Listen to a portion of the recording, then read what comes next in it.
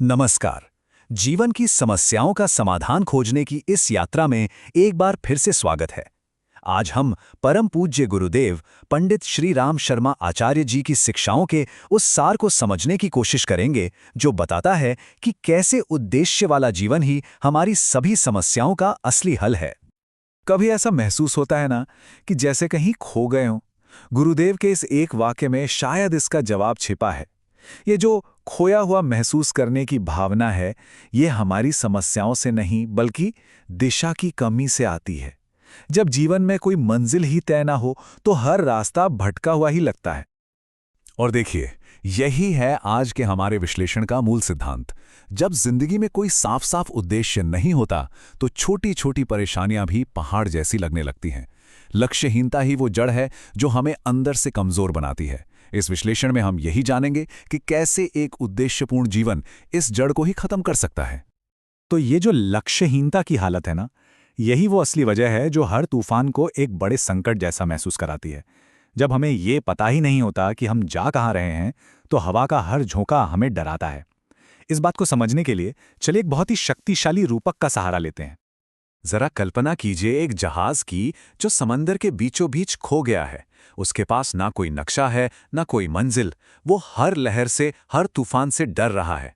लेकिन जैसे ही उसे दूर एक लाइट हाउस, एक मंजिल दिखाई देती है, अचानक वही जहाज उन्हीं तूफानों का इस्तेमाल अपनी मंजिल की ओर बढ़ने के लिए करने लगता है। देखिए, समस्याएं तो वही हैं, बदला क्या? सिर्फ नजरिया।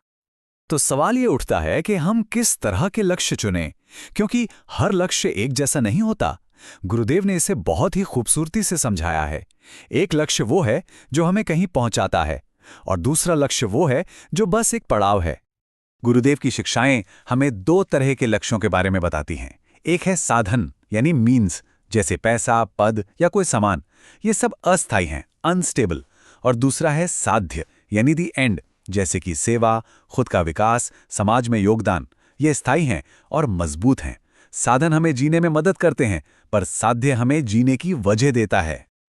और असली जादू तो यहीं पर होता है, जब हम अपने रोज के कामों यानी साधन को एक बड़े उद्देश्य यानी साध्य के साथ जोड़ देते हैं, तो चुनौतियां सिर्फ रुकावटें नहीं रहती, वो हमारी यात्रा का एक सार्थक हिस्सा बन जाती हैं। जैसे नौकरी करना एक साधन है, लेकिन उस नौकरी से कमाए गए पैसे से किसी की मदद करना या अपने ज्ञान से समाज को बेहतर बनाना, ये साध्य बन जाता है।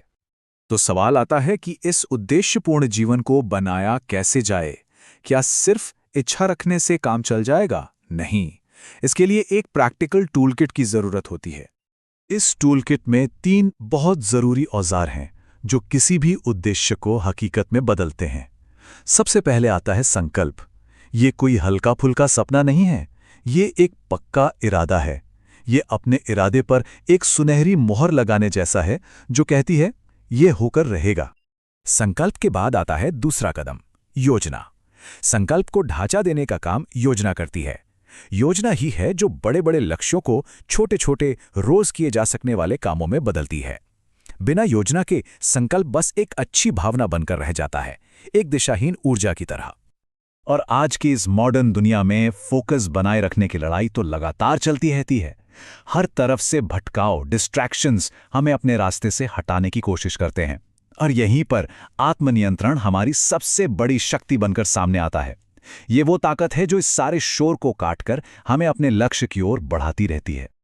किसी महान उद्देश्य को पाना किसी एक दिन के हीरोइक काम से नहीं होता, बल्कि ये कुछ और ही है, कुछ बहुत शांत पर बहुत ज्यादा शक्तिशाली।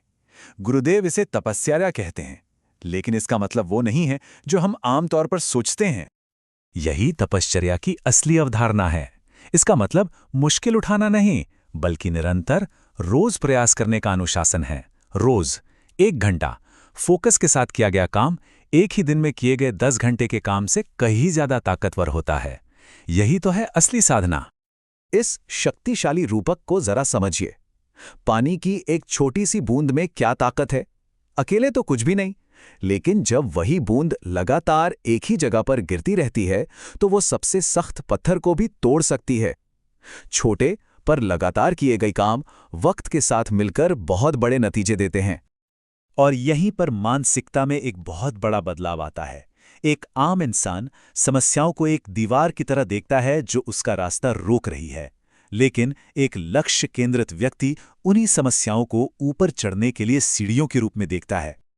हर वो समस्या जिसे पार किया जाता है वो आपके संकल्प की एक कहानी बन जाती है। वो आपकी अंदरूनी ताकत को और बढ़ा देती है। इस तरह रुकावटें ही आपका ईंधन बन जाती हैं, आपको रोकने वाली दीवारें नहीं। हर चुनौती आपको पहले से ज्यादा मजबूत बनाती है। तो चलिए इन सभी शिक्षाओं का सार निकालते हैं 5 सरल सिद्धांतों में, या यूं कहें कि सिद्ध सूत्रों में। ये वो नींव हैं जिन पर एक मजबूत और सार्थक जिंदगी की इमारत खड़ी हो सकती है। चलिए इन 5 सिद्ध सूत्रों को समझते हैं। पहला, अपना मुख्य लक्ष्य तय करें ताकि जीवन में भटकाव खत्म हो जाए। दूसरा, हर दिन की योजना बनाएं, इससे समय की बर्बादी रुकेगी और दिन सार्थक बनेगा। तीसरा, निरंतरता बनाए रखें। याद है पानी की बूंद वाली बात? इससे असंभव भी संभव हो जाता है। चौथा, वर्तमान में जिएं, क्योंकि भविष्य की चिंताएं आज की ऊर्जा खत्म कर देती हैं। और पांचवां, जो सबसे जरूरी है, इन विचारों को सिर्फ सुने नहीं, जीवन में उतारें, तभी जीवन एक दिव्य मिशन बन पाएगा। और अंत में ये अंतिम सारांशित विचार, असली गरीबी पैसे की कमी नहीं बल्कि उद्देश्य की कमी है। जब किसी के पास एक स्पष्ट लक्ष्य होता है, जीने की एक वजह होती है, तो असल में वही दुनिया का सबसे अमीर इंसान है। और ये पूरी बातचीत हमें एक आखिरी गहरे सवाल पर लाकर छोड़ देती है। ये पाठ को भीतर की ओर मोड़ता है और हमें आगे की खोज के लिए प्रोत्साहित करता है। सोचने वाली बात है कि किसी की जीवन का वो महान उद्देश्य क्या हो सकता है जिसके लिए वो इस दुनिया में आया है।